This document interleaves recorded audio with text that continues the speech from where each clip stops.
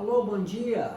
Nós queremos te cumprimentar na graça e na paz do Senhor Jesus, desejar que tudo esteja bem na sua casa e te convidar para continuar estudando conosco essa literatura, os princípios bíblicos da família, né? Hoje nós vamos estudar a nossa lição de número 7, que é os inimigos da família e as influências internas, né? Aquilo que os valores, né, da família que possam influenciar positivamente. Eu quero te cumprimentar e te convidar que você continue conosco, não importa qual seja a sua denominação, qual seja a sua religião.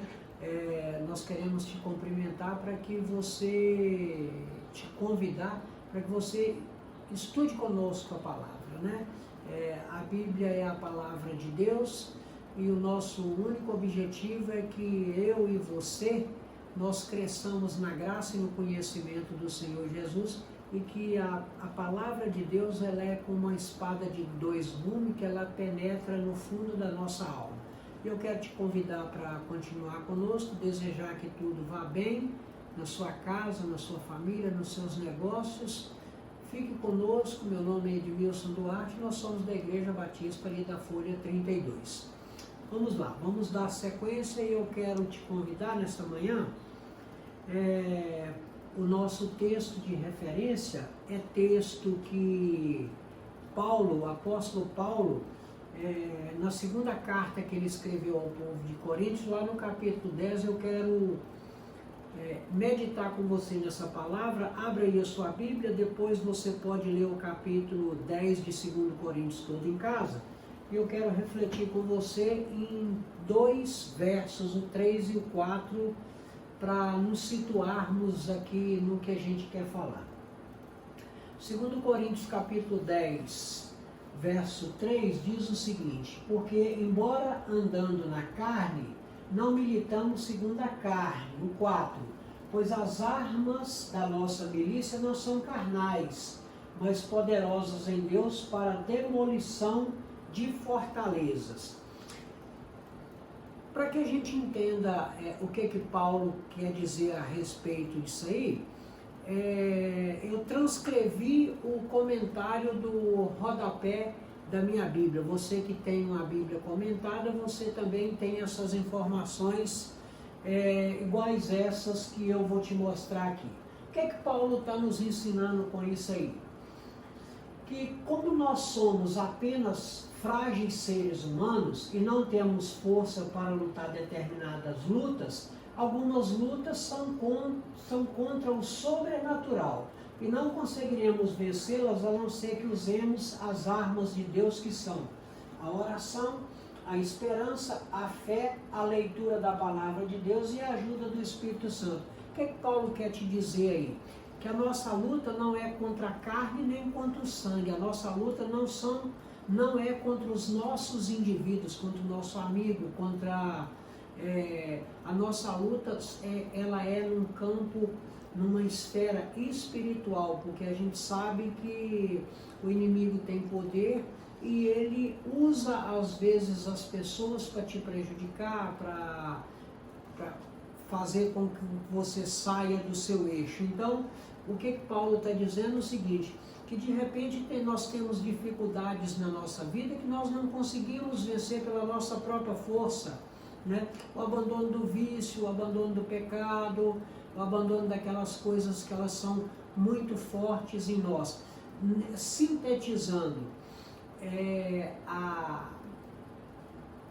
o abandono das coisas carnais e a evolução do homem espiritual, às vezes nós não temos força suficiente para poder mudar a nossa trajetória. Então nós precisamos recorrer à oração, à esperança, à fé, à leitura da palavra e pedir a ajuda do Espírito Santo. E é isso que Paulo nos ensina com o nosso texto de referência. Ok? Vamos caminhar, né?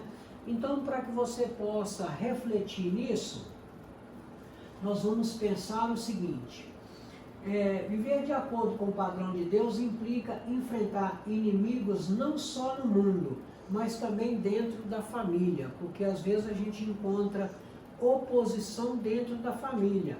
O que Mateus, lá no capítulo 5, verso 16, nos ensina? Assim resplandeça a vossa luz diante dos homens, para que vejam as vossas boas obras e glorifique o vosso Pai que está nos céus, né? É aquilo que nós temos de bom, é aquilo que nós temos de bons exemplos, é aquilo que nós temos de bom testemunho, né? Então, viver de acordo com o padrão de Deus é um grande desafio, principalmente nos dias atuais, que a Bíblia diz o seguinte, a própria Bíblia ela nos diz isso, que com o passar do tempo o amor de muitos esfriará. O amor de muitos com relação a Deus irá esfriar com o passar dos tempos, né? Mas aí também ele nos diz o seguinte, mas aquele que perseverar até o final receberá a coroa. A gente está atravessando aí esse problema do Covid-19, as igrejas estão retomando devagarzinho e a gente tem percebido que por várias questões, né? Umas de insegurança, outras por comodidade, as igrejas têm retornado aí de forma muito lenta, mas isso vai se normalizar, a gente crê nisso, ok? Vamos continuar ainda aí, entendendo o seguinte, que quantas vezes nós guardamos o pior de nós para os nossos queridos, por supor que devem tolerar em amor nossos erros e nossos defeitos.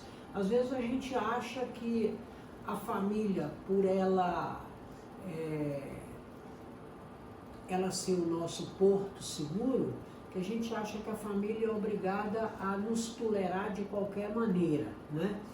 É quase assim, mas não é bem assim, né? Nós não podemos impor às nossas famílias aquilo que são conceitos errados que nós temos, valores errados, a gente precisa repensar, né? Então eu queria te fazer uma proposta para essa manhã. O que eu quero te propor para esta manhã? Eu quero te propor o seguinte, que nós precisamos compreender, você e eu, todos nós precisamos compreender, que muitos conflitos familiares são causados pela nossa dificuldade em lidar com o outro, é relação interpessoal mesmo. Normalmente, via de regra, os conflitos são causados pela nossa dificuldade em lidar um com o outro, né? Qual que é o nosso desafio? É isso que eu quero chamar a sua atenção. O nosso desafio será aceitar as diferenças, buscando na palavra de Deus um parâmetro para a solução de conflito, né? Trabalhar com as diferenças. Quem tem habilidade para trabalhar com diferenças, sai na frente, né? A gente precisa aprender isso com a palavra de Deus, né?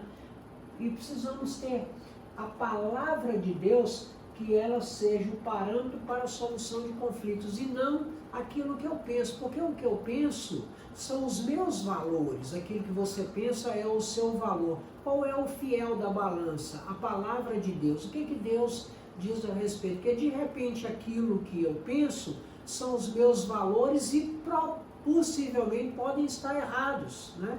Então eu quero impor nas pessoas um pensamento que ele é meu, que ele é pessoal e errado, né? Então o parâmetro será sempre a palavra de Deus. Nós, quanto pais, quanto filhos, quanto maridos e quanto companheiros, não é impor a nossa vontade, o nosso querer.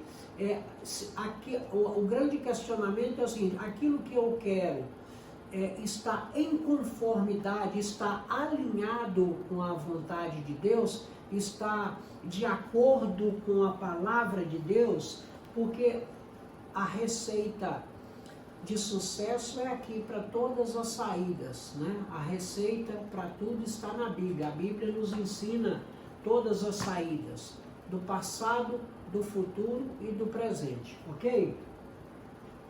O objetivo será sempre pela melhor solução e não apenas para satisfazer uma necessidade pessoal. Não é aquilo que eu quero, é aquilo que é o correto. Ou de repente é aquilo que se dá para ter, né? O que a gente aprende, e mais na frente nós vamos falar de Esaú e de Jacó. Gêmeos que foram completamente diferentes, sofreram a influência do amor da mãe e do pai, mas a gente vai falar lá na frente de Esaú e Jacó, que eram gêmeos e eram completamente diferentes, né? Então, o que eu preciso entender é que não pode prevalecer, não pode prevalecer a minha vontade.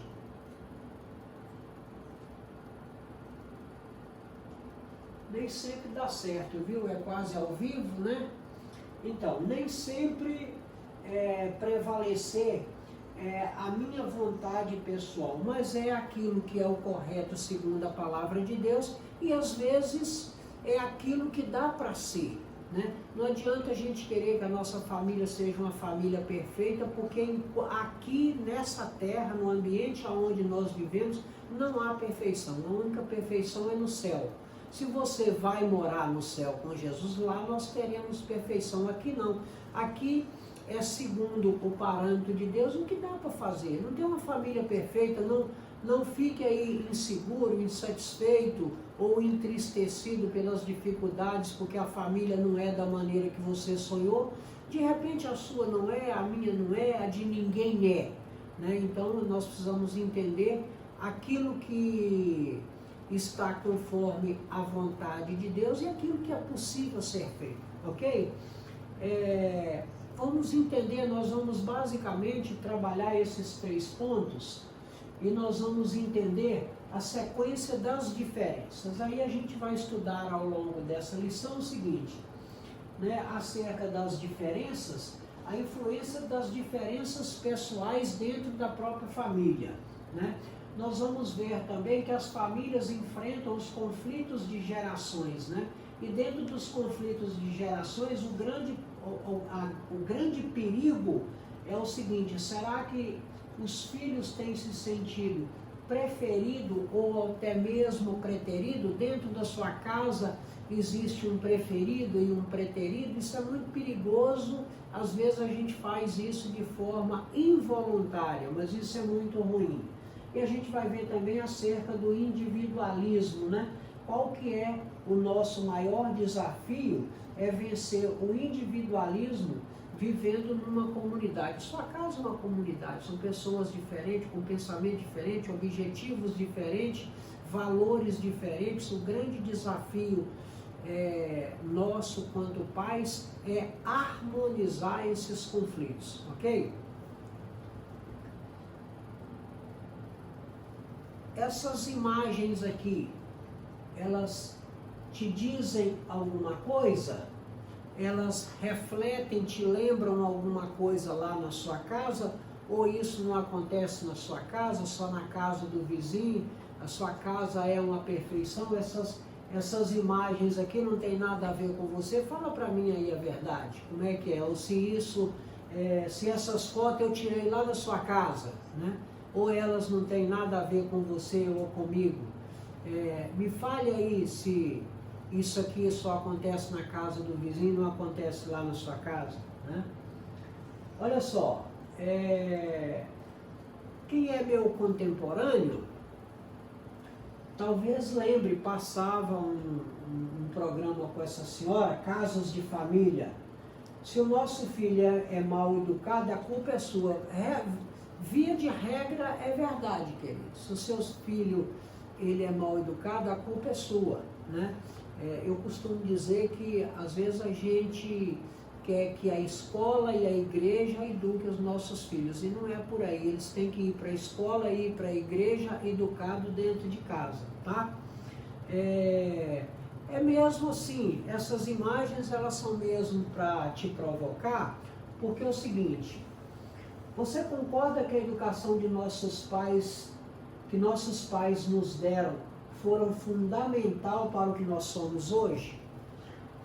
Responda aí para você. Você considera que a educação que você recebeu do seu pai foi fundamental para o que você é hoje?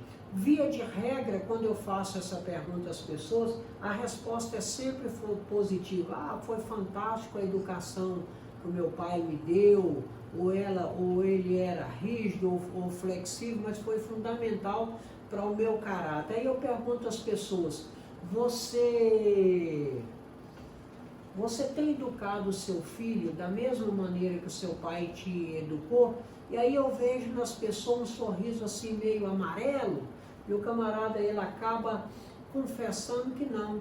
A gente reconhece que a educação que os nossos pais nos deram, elas foram fundamentais para a formação do nosso bom caráter, mas nós não temos feito a mesma coisa nos nossos filhos, né? Aí eu continuo perguntando o seguinte: temos ensinado aos nossos filhos o preço ou o valor das coisas? Que é uma grande diferença, né? Não importa se você tem pouco ou mais recurso, não é disso que eu estou te falando. Não é a possibilidade que você tem de presentear, de você dar as coisas, é ensinar aos nossos filhos quais que são o valor das coisas, para eles aprenderem a dar valor, para eles aprenderem a conquistar. Eu nunca fui muito adepto de dar o peixe. Tem algumas situações que você tem que dar o peixe, mas eu prefiro a prática de dar a vara e ensinar a pescar.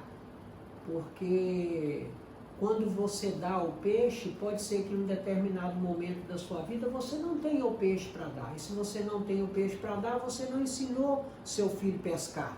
Então, se você tem o peixe, dê, mas junto com o peixe que você dá, dê também a vara e vai ensinar a pescar, para que as pessoas, para que nossos filhos aprendam, não o preço das coisas, mas sim o valor, para poder valorizar tudo que eles têm, né?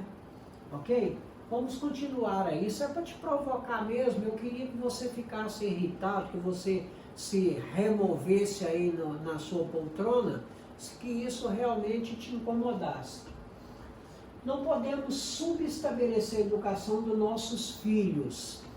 Você, como profeta da sua casa, você que é mãe e que não tem marido, você é a profeta da sua casa. Você que é o homem da casa, você é o profeta da sua casa. Nós não podemos subestabelecer a educação dos nossos filhos. Hoje, na nossa sociedade, às vezes pai trabalha, mãe trabalha, sai muito cedo de casa, mas você precisa se preocupar, sabe por quê?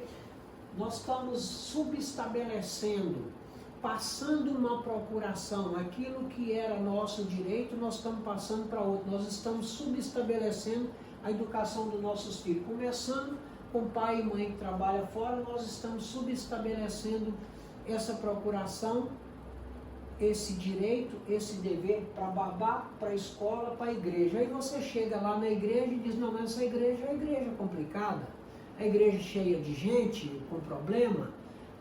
É porque lá atrás, os membros dessa igreja são aqueles filhos lá atrás que os pais não educaram. Então eles chegam cheios de direito dentro da igreja, cheios de direito dentro da escola. Chega lá o aluno, ele quer mandar mais que o professor. No meu tempo, o professor era tido como autoridade. Hoje o professor é vítima. Se o professor fala qualquer coisa, ele apanha, né? Consequência de lares desajustados, filho que manda dentro de casa, filho que manda a mãe calar a boca, né? Então, como é que nós estamos preocupando aqui, né? Como é que nós estamos preocupando? Eu sou da velha guarda, não tenho vergonha de dizer isso, com muito prazer. Eu sou da velha guarda e eu gosto de moda de viola, entendeu? Eu gosto de moda de viola, e eu gosto de moda de viola raiz, Tião Carreiro e Pardinho, por exemplo. Eu lembro que tem uma moda que diz o seguinte, que terreiro que não tem galo, quem manda é frango e franguinha, né? O nome dessa moda é A Vaca Já Foi Pro Brejo. É interessante, ouve lá que você vai ver, retrata os acontecimentos de um lar onde falta autoridade, de pai e mãe. Eu estou falando de autoridade, não é de autoritarismo, ok?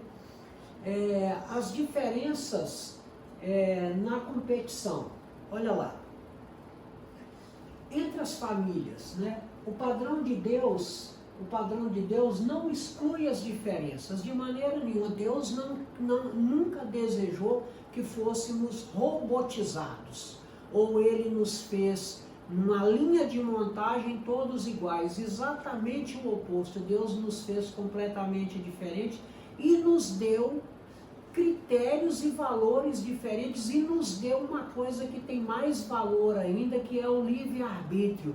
Ele morreu por nós, fez o plano de salvação para nós, nos criou, chora quando a gente vacila, chora, sofre quando a gente erra, mas ele nos deu o livre-arbítrio, a capacidade, inclusive, de nós não querermos amá-lo.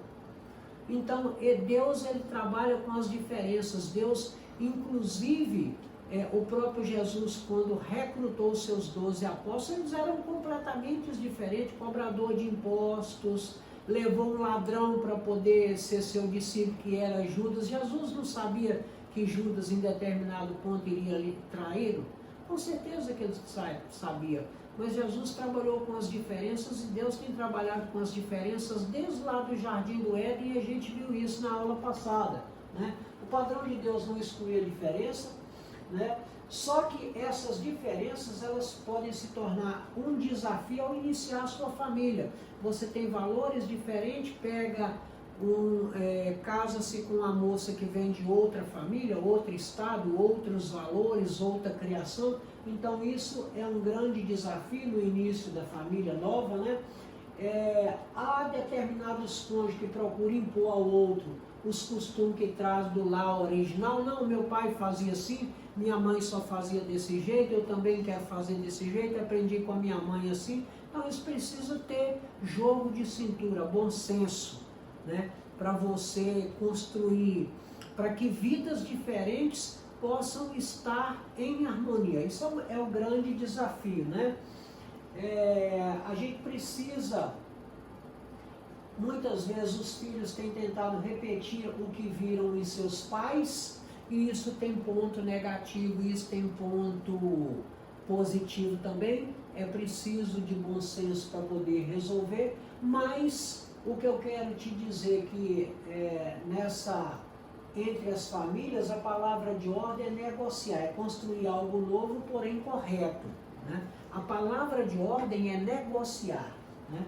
Nós precisamos construir algo novo, porém esse algo novo que vai construir precisa ser algo novo correto. Não, eu não quero fazer da maneira que o meu pai fazia, eu não quero fazer da maneira que a minha mãe fazia, mas o meu novo, ele não pode sair da essência da vontade de Deus. Eu posso ter o meu novo. Nós agora, depois do Covid-19, nós vamos ter um novo recomeço. Eu não sei como é que vai ser isso.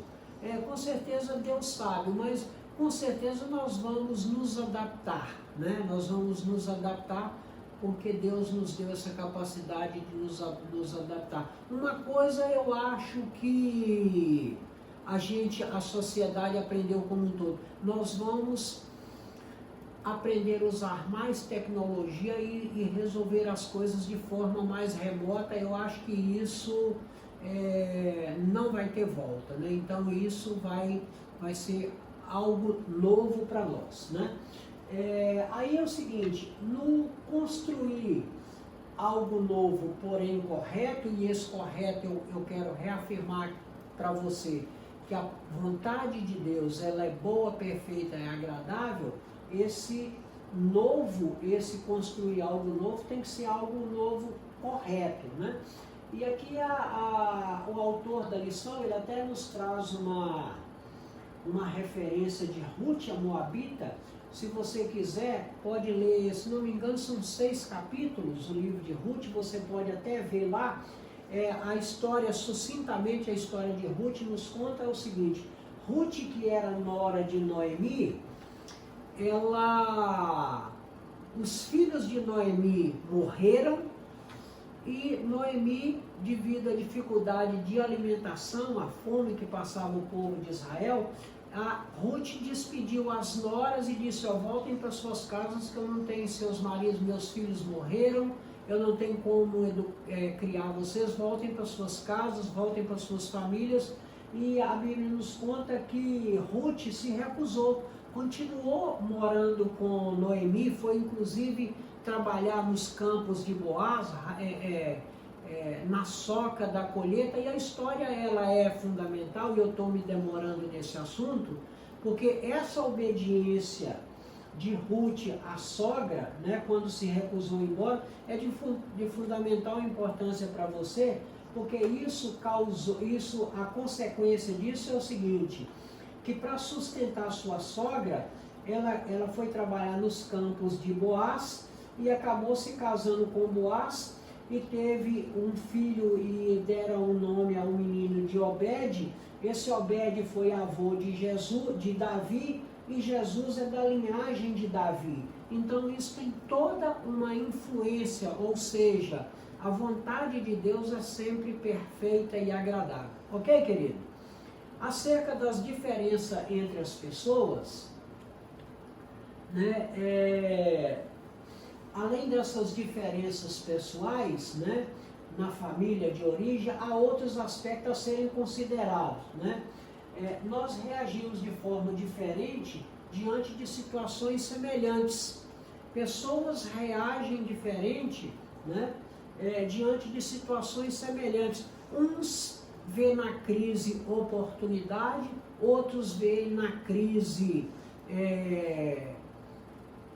uma dificuldade muito grande que não tem saída. Então, dentro de casa, os filhos têm percepção diferente das mesmas coisas, têm valores diferentes. Cabe aos pais, que é um grande desafio, equacionar esses valores e trazer para o bem e tentar harmonizar esses conflitos, né? É natural pensarmos que a melhor forma de agir diante das situações é a nossa. Isso não é diretamente autoritarismo ou individualismo, é porque na maioria das vezes a gente acha que já passou por determinada situação e que o correto é a nossa razão. Pode ser que sim, pode ser que não, cada caso é um caso, precisamos reavaliar e ouvir sempre o que seja a ideia do outro. Não faz mal, é tipo água de açúcar, se não fizer mal também, se não fizer bem, mal também não faz. É bom que seja feito para harmonizar, né? Cada um de nós é único, por isso somos chamados indivíduos. Deus nos fez indivíduos, né? Mesmo 2, 3, 5 habitando no mesmo lar, nós somos indivíduos, pensamento diferente, valores diferentes, vontade diferente. Então, o grande desafio enquanto pais é harmonizar isso aí e trabalhar as diferenças, ok? Ainda nas diferenças entre as pessoas, mesmo entre os discípulos de Jesus, houve quem desejasse ser o melhor do grupo. Isso a gente vê por várias situações, né? Aqui nós temos uma referência de Lucas, capítulo 9, no verso 46, e tem muitas, né? A mãe de João Batista pediu um lugar que fosse especial para ele, e olha só o que diz Lucas aqui. E suscitou entre eles, né, entre eles os discípulos, uma discussão sobre qual deles seria o maior. Mas Jesus, vendo o pensamento de seus corações, tomou o menino, pô-lo junto a si e disse-lhes: qualquer que receber este menino em meu nome, recebe-me a mim. E qualquer que me receber a mim, recebe o que me enviou. Porque aquele que entre vós todos for o menor, este mesmo será grande. Diante disso aí, e aí? O que você pensa a respeito? Qual que é a sua opinião? Porque aqui o próprio Jesus está falando que é o seguinte, que aquele que for o menor será o maior, né? E aí? O que você me diz a respeito, né? Aí eu gostaria de te perguntar, mas fale para mim com sinceridade, ligue para mim e pode me dizer, olha, eu quero responder lá o slide de número 15, você me provocou lá? Então fala para mim, pode ligar aí você que tem o meu número, fala para mim. Você faz prevalecer sua vontade sobre a família? Seja sincero, senão eu vou pedir para um membro da sua família ligar para mim e me responder, viu? Ou você tem habilidade para negociar e você negocia. Talvez não é 8 e nem 80, você acha um ponto de equilíbrio, ou você impõe. não, é desse jeito e acabou. Existe as duas, não existe aqui em nenhuma das duas uma verdade absoluta, mas as duas são possíveis. Às vezes tem coisas, né, que dá para negociar e tem outras que não dá. Às vezes você precisa impor. Milena está me cobrando o tempo aqui. O sonho da Milena é que eu consiga fazer essa aula em 30 minutos. Ela tem uma plaquinha ali de 5 em 5 e o último é 30. Eu nunca consegui até hoje. E ela fica me cobrando ali, mas eu não gostaria de perder o conteúdo. Tenha paciência comigo, eu já vou terminar. São só 60, eu estou no 15 e está perto de acabar. Então, olha só. Às vezes dá para negociar, às vezes é preciso alguma coisa sem impor. Tem valores que não dá para negociar. Se os valores eles contrariam a vontade de Deus, não dá para negociar, eles precisam ser impostos. A minha vontade eu posso negociar. Valores que estão em conformidade com Deus, não. Eles precisam ser obedecidos, porque mesmo com toda a evolução da sociedade, tecnologia e tudo, o que era pecado no passado é pecado no presente e vai ser no futuro. Não adianta nós darmos ao erro do passado uma maquiagem nova ou o conceito do relativismo, né? Tem coisas que dá para negociar, tem coisas que precisam ser impostas. Vamos lá. Né? Os conflitos de gerações, essa é outra dificuldade, os conflitos de gerações, as diferenças, né? Normalmente a gente costuma dizer o seguinte, no tempo da minha avó era assim, no tempo da minha mãe era assim, no meu tempo eu quero que seja assado. É preciso que nós tenhamos sabedoria, e sabedoria é um dom de Deus, porque às vezes aquilo que foi bom para minha avó ainda é bom para mim, é só eu traduzir para a minha realidade, né? No tempo da minha mãe era assim, hoje são outros tempos ali em termos de evolução, sim, mas e de valores? Será que eles mudaram? Do tempo da minha avó, do tempo da minha mãe, no meu tempo? Esses valores, eles não podem se perder nesse conflito de gerações. Esses valores, determinados valores, precisam ser imutáveis, principalmente aqueles que têm como espinha dorsal esse livro aqui, ó. Esse livro precisa ser a nossa regra de fé e de prática. Eu consigo fazer tudo que está aqui? Jesus conseguiu. Pode ser que eu não consiga? Pode. Mas qual que é o alento que tem para nós? O próprio Jesus disse o seguinte, que perfeição para ele é ele nos ver tentando. Eu não acredito que eu e você, como carnais, conseguiremos fazer tudo que está aqui na palavra de Deus. Mas a única coisa que nós não podemos abrir mão é o seguinte, é de tentar. Né? E a gente viu no slide passado que tem determinadas coisas que eu não tenho força para vencê-la. Então eu preciso me recorrer à oração, à leitura da palavra e pedir a Deus que guarde a palavra no meu coração para eu me manter limpo, né? Para que eu consiga fugir da aparência do mal, para que eu consiga resistir ao diabo, para que ele fuja de mim. Então e até a própria Bíblia, ela nos ensina o seguinte, que alguma casta de dificuldade, ela só sai com jejum e oração. Às vezes tem coisas que eu preciso abandonar, que eu quero abandonar, que eu sei que elas não são boas para mim, mas eu não tenho força física. Então eu preciso recorrer ao sobrenatural, e o sobrenatural é a vontade de Deus, ok? Vamos ainda nas diferenças, olha só. Os conflitos entre gerações, né? A grande dificuldade com pais é isso, né? Empatia maior entre pais e um dos seus filhos. Eu sempre questiono isso com a minha mãe, tem ela é de 33, fez 87 anos agora, dia 7 de julho, acerca dessas preferências que a gente gosta de perturbá-la, que ela tem preferência pelo nosso irmão mais velho. E ela sempre alega que não, e os pais sempre são assim, os pais dizem que não existe preferência. Mas é natural que haja algumas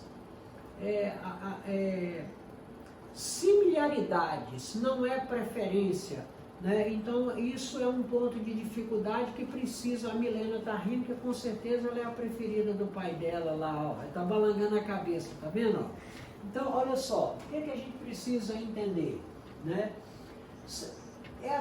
As preferências, elas às vezes elas acontecem seja por semelhança, afinidade, carinho, então isso acaba aproximando uns mais do que os outros, por semelhança, por afinidade, por carinho, por obediência, né? Ou porque realizou algo que os pais não puderam realizar, e os pais, nós quanto pais, vivemos nos realizando através da vida dos filhos, e a nossa esperança é que nossos filhos sejam melhor do que nós, porque essa é uma evolução natural. Você que é filho não é favor, você precisa ser melhor do que seu pai e sua mãe, porque essa evolução genética, ela é natural, ela faz parte da evolução da sociedade. Então os filhos obrigatoriamente precisam ser melhor do que os pais, né? E os pais, eles acabam se realizando, né, através dos filhos, os filhos que conseguiram chegar aonde os pais não conseguiram, e vai por aí afora, né? O desafio será sempre respeitar as individualidades, né? Nós precisamos entender que existem essas particularidades e precisamos incutir nos nossos filhos que não há entre eles nem preferido e nem preteridos, né?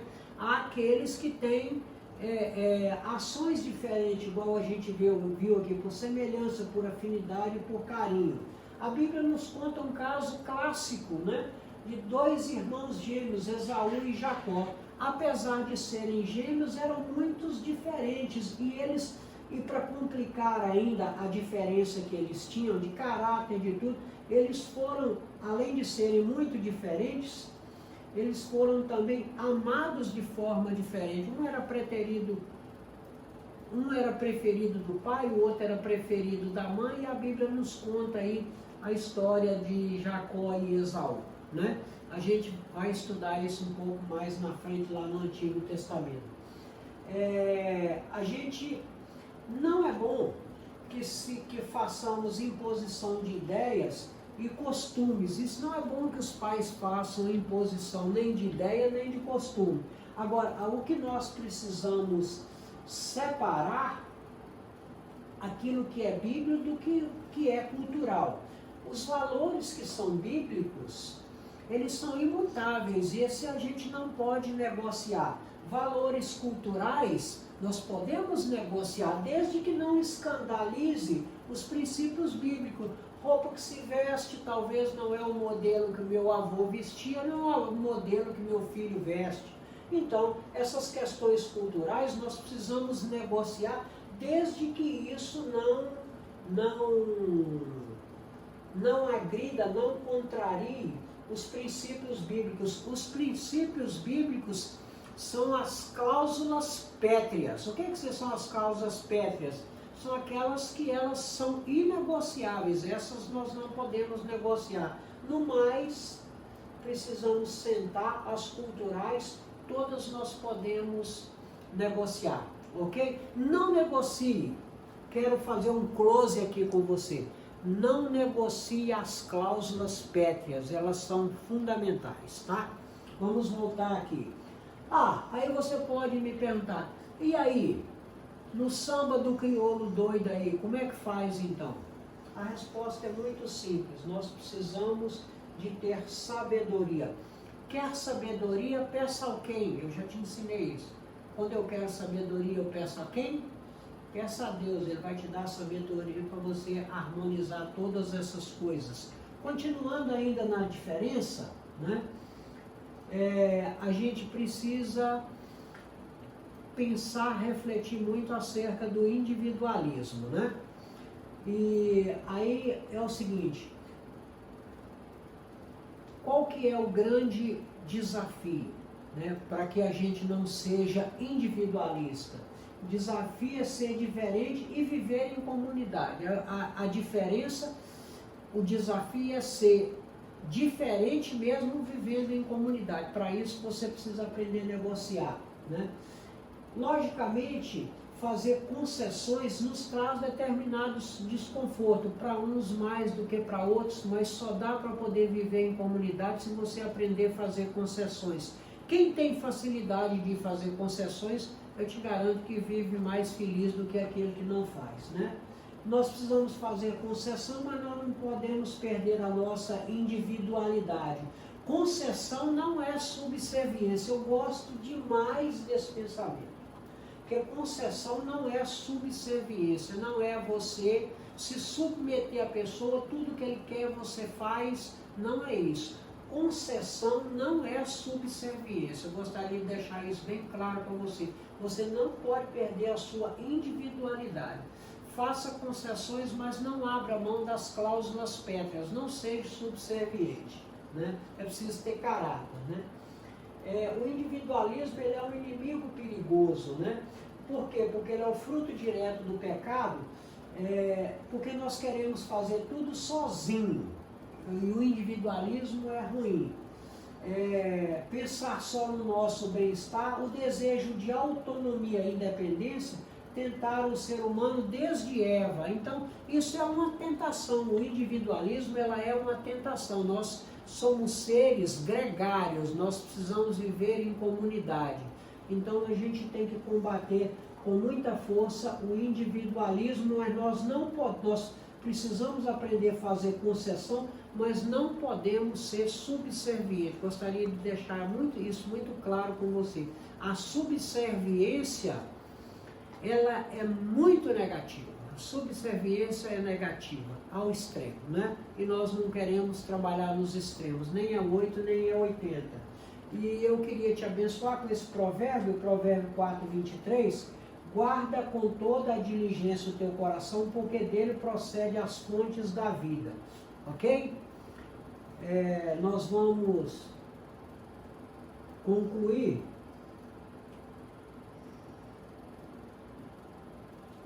para a sua aplicação pessoal. Eu passei aqui os 2 slides para a gente ganhar tempo. Para a sua reflexão e aplicação pessoal, havendo diferenças, sem dúvida haverá conflitos. O que é que nós devemos fazer? Necessitamos de relacionamentos familiares seguros e estáveis. Não é perfeito, porque não espere perfeição, porque enquanto nós habitarmos esse corpo corruptível, nós não teremos perfeição. Então, nos relacionamentos familiares, eles precisam ser seguros e estáveis. Na tomada de decisões, considerar as expectativas que um tem em relação ao outro. Aqui nós precisamos ter um alinhamento, né?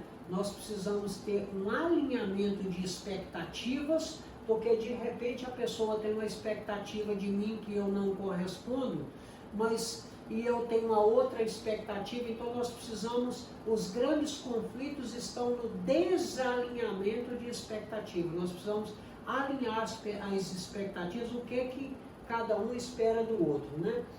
E nós precisamos também o seguinte, nas necessidades e no modo de ser de cada um, nós precisamos alinhar todas essas nossas expectativas, ok? Eu espero que tenha sido agradável para você, tenha sido útil para você aquilo que nós estudamos, e eu quero te convidar para o nosso próximo domingo. Nós vamos continuar na mesma linha de raciocínio, só que aí nós vamos ver as influências externas. Será a nossa lição de número 8, e aí nós vamos ver o seguinte: o que a mídia tenta causar em nós, tenta nos seduzir, né? O que os amigos tentam nos seduzir. Então a gente vai ver o inimigo da família e as influências externas, ok? Essa será a nossa lição de número 8. Não perca, continue conosco. Eu quero te abençoar com uma palavra de ânimo e dizer que Jesus nos ama, que Ele me ama e Ele te ama também. e que você tenha uma semana abençoada, que Deus te livre e te guarde de todo mal, de toda enfermidade, que acampe os teus anjos ao seu redor, que te dê sabedoria, que você seja muito abençoado nessa semana que começa hoje, e podendo, leia e reflita na palavra de Deus, porque ela é viva e eficaz e ela penetra no fundo da nossa alma. Fique em paz, que Deus te abençoe, te livre e te guarde. Graça e paz, bom dia a todos. Fique na paz do Senhor. Forte abraço.